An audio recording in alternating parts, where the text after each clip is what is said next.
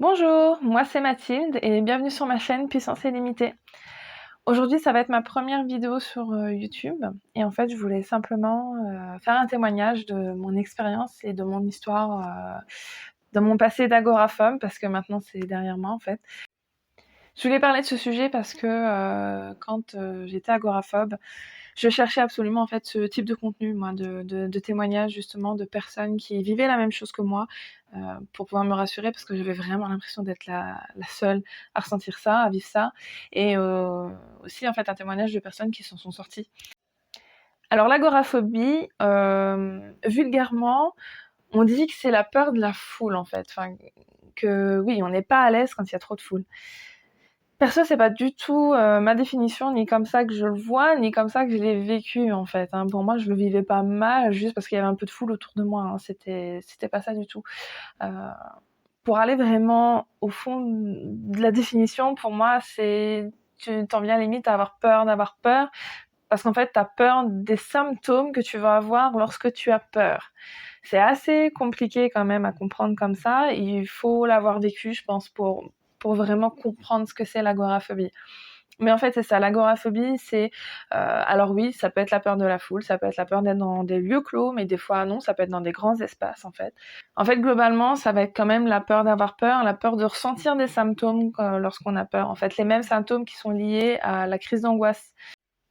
Donc en fait, moi, j'ai été atteinte de troubles d'agoraphobie et troubles de l'anxiété sévères en juin 2020. Donc souvenez-vous bien de cette période, on était au premier déconfinement. C'était une belle période Covid.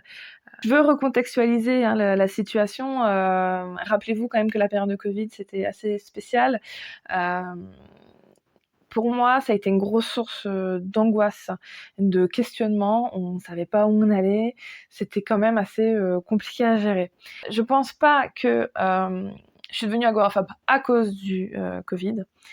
Mais sincèrement, je pense que toute cette ambiance angoissante qu'on avait autour de nous, ça a accéléré en fait le processus. Je pense que dans tous les cas, j'aurais fait de l'agoraphobie, j'aurais fait des crises d'angoisse parce que au vu de mon passif et mes expériences, c'était, je pense, inévitable, mais ça a accentué la chose. Donc j'ai fait ma première crise d'angoisse en juin 2020, et c'est à partir de là que tout a sombré. Mais si je reprends les bases, j'ai quand même toujours eu un terrain très anxieux en fait en moi. J'ai toujours été très stressée, toujours très anxieuse. Quand je passais des examens, j'arrivais à peine à respirer, j'avais la boule au ventre. Enfin, c'était très. J'étais très anxieuse en fait déjà. L'année d'avant, donc 2019, j'avais commencé à faire un espèce de burn-out. Alors ça n'a pas été diagnostiqué, mais en entendant en fait des témoignages d'expériences de burn-out et en prenant en compte mes ressentis sur cette période, je pense vraiment que j'avais fait un début de burn-out. Donc je commençais vraiment à perdre pied sur le stress. Je commençais à plus gérer tout ça en fait. Donc inévitablement, à un moment donné, ça a répété là-dedans. Et en juin 2020, ma première crise d'angoisse est arrivée pendant mes vacances dans un restaurant en fait. Au moment de manger, on m'a servi l'assiette, en fait impossible de manger. J'ai commencé à faire vraiment une grosse crise d'angoisse. Alors je savais pas que c'en était une à l'époque, ça je l'ai appris beaucoup plus tard, hein, évidemment. Euh, mais j'ai commencé en fait à ressentir des symptômes, des fourmis un peu partout. Je me suis sentie très très faible. J'avais la tête qui tournait. Euh, et je commençais à avoir un peu des sueurs aussi. Et en fait, tout doucement, j'avais l'impression de faire un malaise. Comme si vraiment, là, je me sens trop mal, et je vais finir par faire un malaise. Voilà. C'est ça que j'ai ressenti. Donc on a dû quitter le restaurant parce que je sentais que pour moi, j'allais faire un malaise. Donc j'avais ce besoin, par contre, de fuir et de me retrouver dans un espèce de cocon, juste moi, toute seule, avec mon mal-être, entre guillemets, pour aller mieux toute seule. Et de pas donner du public en fait à ça. J'avais vraiment l'impression d'être sur scène en fait et que tout le monde me regarde. Et ça c'est quelque chose qui est resté dans toutes les autres crises d'angoisse que j'ai faites. C'était la peur du malaise et l'impression que tout le monde me regarde et l'impression du jugement. Et ces impressions-là ont aggravé en fait les symptômes que je recevais, les symptômes que je ressentais. Et donc forcément, ça engendre plus dans la crise d'angoisse. En fait, la crise d'angoisse, c'est vraiment un cercle vicieux de dingue. La crise d'angoisse, quand on connaît pas ce que c'est, on a juste l'impression qu'en fait la personne va être super méga stressée pendant un court moment et qu'il faut juste la rassurer. La crise d'angoisse, en fait, on a vraiment l'impression qu'on va mourir. Moi, j'avais vraiment ce sentiment-là de faire un malaise et que en fait, on n'allait pas pouvoir me sauver. Et donc, c'est ce sentiment-là qui est resté pendant près de 2 ans.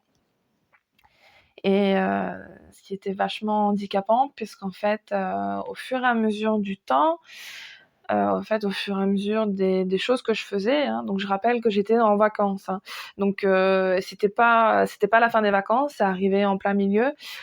J'ai fait d'autres restaurants, enfin j'ai tenté d'en faire d'autres avec ma famille. Et évidemment, en fait, à chaque fois que j'arrivais dans le restaurant, crise d'angoisse et je devais partir. Donc au bout d'un moment, j'ai arrêté d'en faire. Je suis allée dans d'autres endroits pour faire d'autres activités et dès que j'arrivais sur place, de nouveau cette sensation où on n'arrive plus à respirer, on a une boule au ventre et dans la gorge, enfin ça prend vraiment tout là, la tête qui tourne, c'est pareil, les picotements, les fourmis partout et de nouveau ce truc de mais je suis en train de faire un malaise, je vais mourir quoi. Et toujours la solution à ça, c'était la fuite, c'était rentrer en fait. Et une fois que je rentrais et que j'étais dans mon calme à moi, mon cocon, ça s'apaisait doucement. Je me sentais toujours un peu mal, mais ça s'apaisait doucement. Et donc suite à ça, j'ai commencé à avoir peur de faire un malaise dans tous les endroits où j'allais aller. Donc mes premières crises, comme je le disais, ça s'est déclenché dans des restaurants et des supermarchés. Ça a été les endroits les plus durs pour moi, pour lesquels il fallait y retourner. Mais voilà, en fait, ça a été... En fait, j'ai décuplé cette peur de faire un malaise partout et dans n'importe quelle situation, peu importe avec qui.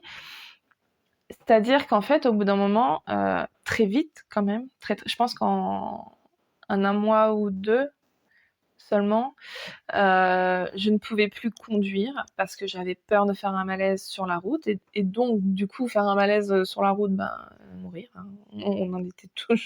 On est toujours sur la même finalité.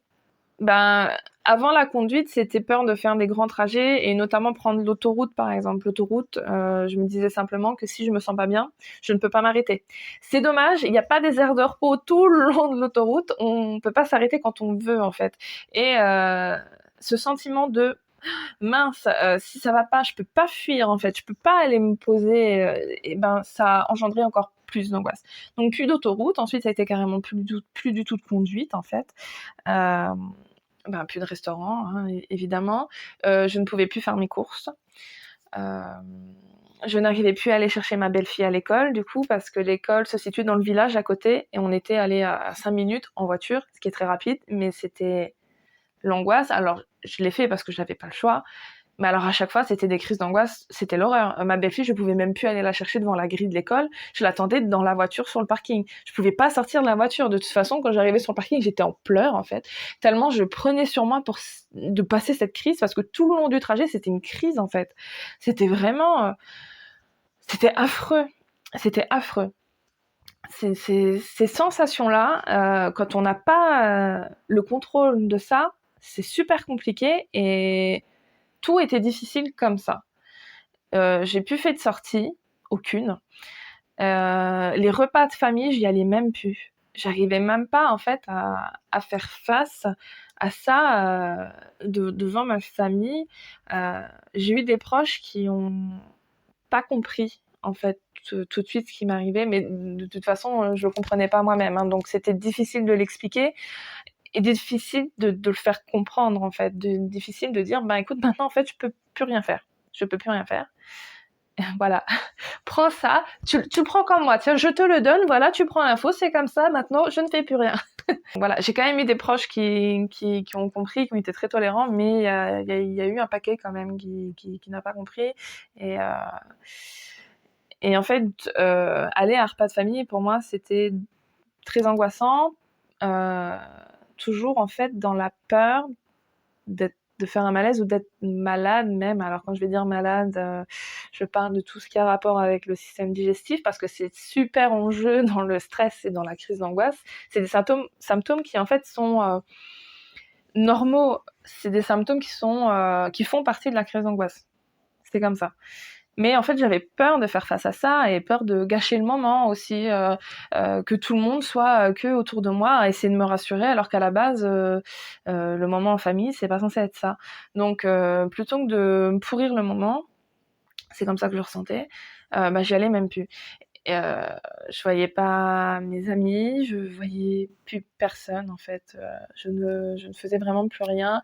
Et les seules choses que je pouvais faire, enfin chose où j'étais obligée de faire, parce qu'on a quand même toujours une obligation, il fallait que je sois impérativement accompagnée. C'était un truc de fou. Alors j'avais mes personnes de confiance, j'étais souvent très accompagnée de mon mari qui se rendait très très très disponible pour moi. Et ma famille à moi étant assez éloignée en fait de chez moi, c'était beaucoup avec ma belle famille. Donc il y a eu aussi ma belle-mère qui était très présente pour moi. Mais je pouvais rien faire toute seule, en fait. C'était l'angoisse tout le temps. En fait, je pense que si on pouvait résumer un peu, c'est ça. C'est tu te lèves et c'est angoisse, angoisse, angoisse, angoisse. Tu n'entends que ça. Tu n'entends que ça et tu ne ressens que ça, en fait. C'est de l'angoisse en permanence. Et sur tout et n'importe quoi. Et des fois, je pouvais être toute seule chez moi. Il n'y avait pas forcément de situation alarmante ou, enfin, qui pouvait me créer du stress. Je ressentais quand même de l'angoisse et je me sentais mal. Et au point où par moment j'avais peur de rester seule, à me dire je vais faire un malaise toute seule, personne va pouvoir venir me sauver parce que je serais tellement mal que je ne pourrais pas appeler les secours et, personne va être là pour me sauver. Et en fait c'est vraiment un cercle vicieux de malade quand même quand on y pense. Et du coup l'agoraphobie m'a empêchée de vivre. Clairement, pendant 2 ans. Pendant 2 ans, j'ai arrêté de vivre. Je ne vivais plus rien, à part de l'angoisse. Et c'est-à-dire que même regarder la télé, on n'est pas, pour ma part, j'étais pas. Normalement, on a l'esprit léger quand on fait autre chose. On regarde la télé, ça nous fait penser à autre chose. Voilà, on lit un livre, on dessine. Enfin voilà, chacun a ses propres activités. Même ça, moi, je pensais encore à l'angoisse, ou alors le pire, c'est que j'anticipais. Ça a été une des choses aussi ultra compliquées dans mon quotidien, c'est que quand je savais que j'avais un rendez-vous ou quelque chose qui allait arriver, même si c'était dans plusieurs semaines, je l'anticipais et tous les jours, je pensais à ça. Comment je vais faire le jour-là? Comment je vais faire? J'y arriverai pas. Parce que ça aussi, c'était j'y arriverai pas, et en fait beaucoup de pensées négatives. Dans mon épisode d'agoraphobie, j'ai fait quand même un petit épisode, je pense dépressif, assez sévère. Mais cet épisode-là m'a permis en fait d'avoir quelques déclics et de commencer en fait à pouvoir me réexposer, à ressortir. Mais en fait, très très vite, on est tellement enfermé sur nous-mêmes et sur nos angoisses qui tournent en boucle dans notre tête que mentalement, psychologiquement, notre santé mentale, c'est difficile, quoi.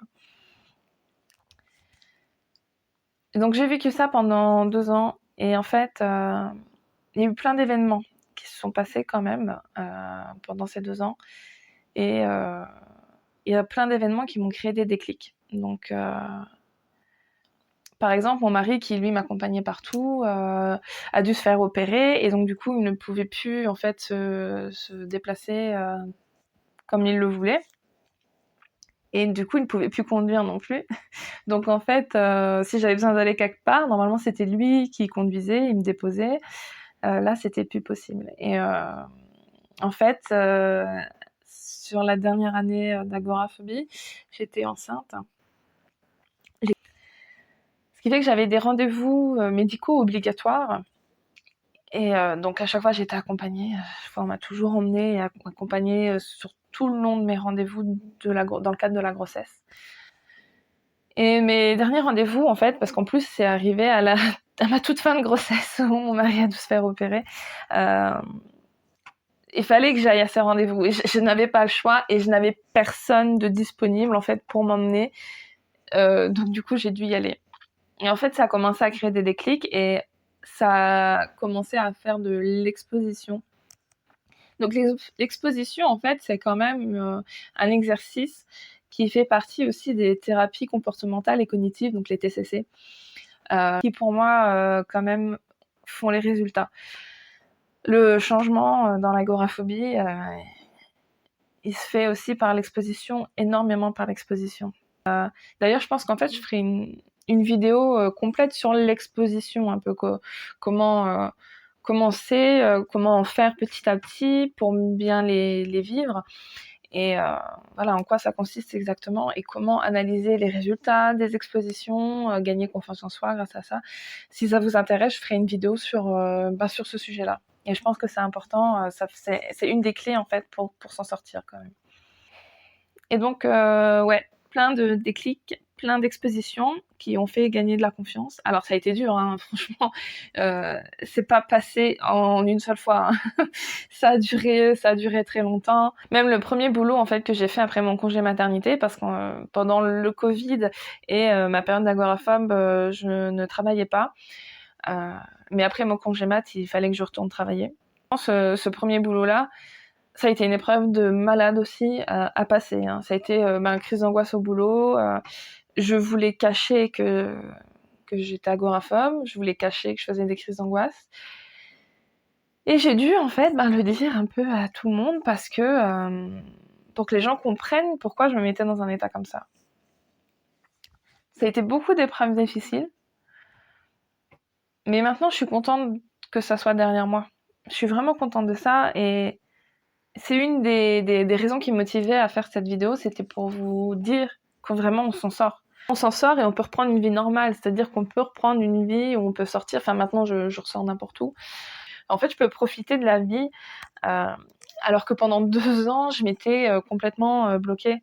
Alors je sais qu'il y a des gens où ils sont agoraphobes depuis plusieurs années et ou alors d'autres, ça va être peut-être tout récent, mais dans tous les cas, je pense que peu importe la période où on peut s'en sortir, je pense que si on a les clés qu'il faut et les bons déclics, en fait, je pense qu'il n'y a pas de raison qu'on s'en sorte pas, en fait.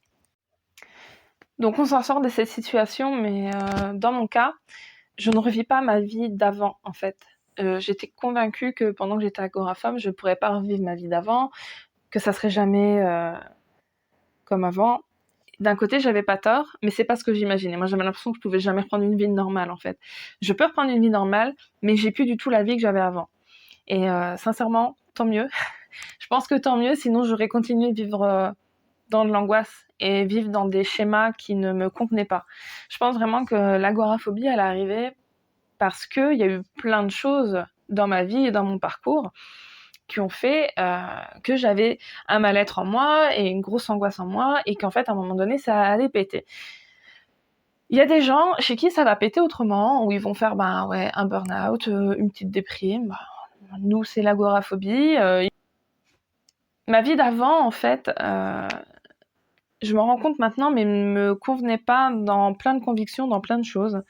Et pendant mon parcours d'agoraphobie et avec tous les moyens que j'ai essayé de faire pour m'en sortir, j'ai fait beaucoup d'introspection. Je me suis énormément intéressée aussi au développement personnel. Et en fait, ce genre de questionnement sur moi m'ont permis de me rendre compte en fait qu'il y avait plein de choses qui ne fonctionnaient pas dans le avant en fait, et qui ont fait que c'était comme ça maintenant à ce moment-là. Ma vie de maintenant n'a rien à voir avec ma vie d'avant agoraphobe. Mais j'en suis très contente. J'en suis très contente et je pense que si j'avais pas eu malheureusement une expérience aussi violente à vivre, j'aurais pas pu me poser ces questions-là, j'aurais pas pu prendre les choses en main pour changer tout ça et vivre la vie que j'ai maintenant. Je suis très contente en fait de la vie que j'ai maintenant et je pense qu'il fallait y avoir un événement assez conséquent en fait pour avoir le changement. Hormis ça, l'angoisse, on s'en sépare jamais vraiment, en fait. Il y a des moments où je suis angoissée, il y a eu des moments où j'ai fait encore des crises d'angoisse après ça. Mais la différence entre mon anxiété que je peux avoir maintenant sur certaines situations et mon passé quand j'étais vraiment au fond du trou de l'agoraphobie, c'est que je connais les clés en fait. Je connais les clés et je comprends comment fonctionne ma crise d'angoisse, comment fonctionne mon anxiété. Et en fait, je sais comment calmer ça. Je sais comment appuyer sur le bouton stop, on arrête la crise, ça suffit. Et je sais prendre en main les choses et faire quand même ce que j'ai prévu, même avec de l'anxiété, en fait, on peut le faire. Bah, comme je le disais au tout début de la vidéo, mon passé d'anxieuse, quand j'étais par exemple au lycéenne et qu'il y avait des examens à passer, j'étais super angoissée, mais je le faisais. Et en fait, tout le monde fait ça. Il y a des moments où on est stressé, mais on le fait quand même. Et ben maintenant, c'est ça. C'est ça, sauf que ça devient plus aussi inconfortable que ça pouvait être pendant l'agoraphobie, parce que j'ai appris beaucoup sur moi et parce que j'ai appris énormément sur comment faire retomber la pression, comment gérer ma crise d'angoisse, comment me calmer et du coup, ça n'a rien à voir en fait. Ça n'a rien à voir. Mais ça serait mentir de dire que tout ça, ça n'existe plus en fait. Je pense que ça fera toujours partie de moi en fait, l'anxiété. Mais maintenant, je sais la gérer. Et c'est vraiment la différence avec avant. C'est que là, je sais gérer les choses et ça me fait plus peur. Ça me fait plus peur. J'ai plus peur d'aller à un événement, de prévoir des choses, d'aller au restaurant. Je me dis que si ça se trouve, demain, je vais au resto, je refais une crise, hein, peut-être, ou une grosse anxiété. Mais elle ne sera pas aussi violente que ce que j'ai vécu. Et je la ressentirai complètement différemment parce que maintenant, je me comprends et je sais l'arrêter, en fait. C'est vraiment ça la différence. Et voilà, je pense qu'il faut pas non plus rêver d'un pays bisounours de quand on n'est plus agoraphobe, il y a plus d'angoisse, tout ça, ça n'existe plus. Je pense pas. Ou alors peut-être qu'il y a des gens où c'est comme ça et vraiment tant mieux pour eux. Mais je pense sincèrement que c'est quelque chose qui va rester en moi pendant un moment. Mais maintenant, je sais gérer les choses en fait. Je sais les gérer et ça me fait plus peur. Donc voilà, je suis pas rentrée trop dans les détails en fait de toutes les crises que j'ai pu faire dans tous les endroits ou dans toutes les situations. Parce qu'en fait, ouais, généralement, c'était ça restait la même chose, c'était la peur de faire un malaise, la peur de mourir, la peur du regard des autres sur l'incompréhension, le fait qu'ils comprennent pas vraiment ce qui se passe en face d'eux, ce que j'ai quoi devant eux, et devoir expliquer. Je me sentais pas crédible, enfin voilà, c'était ça pendant mes crises, et ça a été 2 ans où je me suis complètement renfermée sur moi-même, où j'ai vécu une grossesse très compliquée par rapport à ça. Alors pas sur le plan médical, la grossesse s'est très très bien passée, mais sur le plan psychologique, ça a été super compliqué. Et voilà, ça a été des moments terribles, mais je m'en suis sortie et je suis convaincue qu'on peut tous en sortir. Donc j'espère vraiment que cette vidéo a pu créer quand même un peu d'espoir en fait aux personnes qui sont actuellement agoraphobes ou qui ont un trouble sévère d'anxiété et qui vivent des crises d'angoisse au quotidien. J'espère vraiment que ça peut vous rassurer sur le fait que on s'en sort, clairement. Peut-être que mon témoignage aussi peut permettre de prendre conscience de ce qui se passe, parce que je sais qu'au début, je comprenais pas, moi, je savais pas ce que c'était l'agoraphobie, je savais pas ce que c'était les crises d'angoisse, et je savais pas que c'était ça en fait ce que je faisais. Donc peut-être que voilà, le fait d'en avoir parlé, ça peut permettre à certaines personnes qui regardent de comprendre ce qui leur arrive. C'est quand même important de poser les mots en fait, de savoir que voilà, c'est de l'agoraphobie, c'est de l'anxiété généralisée, c'est de la crise d'angoisse. C'est important quand même de le savoir. Parce que c'est comme ça en fait qu'on va chercher comment s'en sortir, comment gérer les crises d'angoisse, comment gérer l'anxiété. C'est vraiment en comprenant ce qui nous arrive qu'on va savoir mieux chercher ce qui va nous permettre de s'en sortir. Donc c'est la fin de cette vidéo, j'espère que ça t'a plu. Et écoute, moi j'ai l'intention de faire pas mal de vidéos sur tous ces sujets-là, un peu de troubles en fait, sur l'anxiété, savoir comment gérer son anxiété, calmer les choses. J'ai envie aussi, à travers d'autres vidéos, de dévoiler un peu plus les clés et les choses qui m'ont permis de m'en sortir moi. J'ai plein de sujets en fait qui me viennent en tête aussi sur surtout le développement personnel que j'ai pu faire moi. si elles peuvent vous permettre d'avoir des déclics comme moi j'ai pu l'avoir, ce serait parfait en fait. Cette chaîne en fait va s'orienter un peu sur ces sujets-là. Donc en fait tout ce qui peut être troubles un peu psychologiques et développement personnel en fait.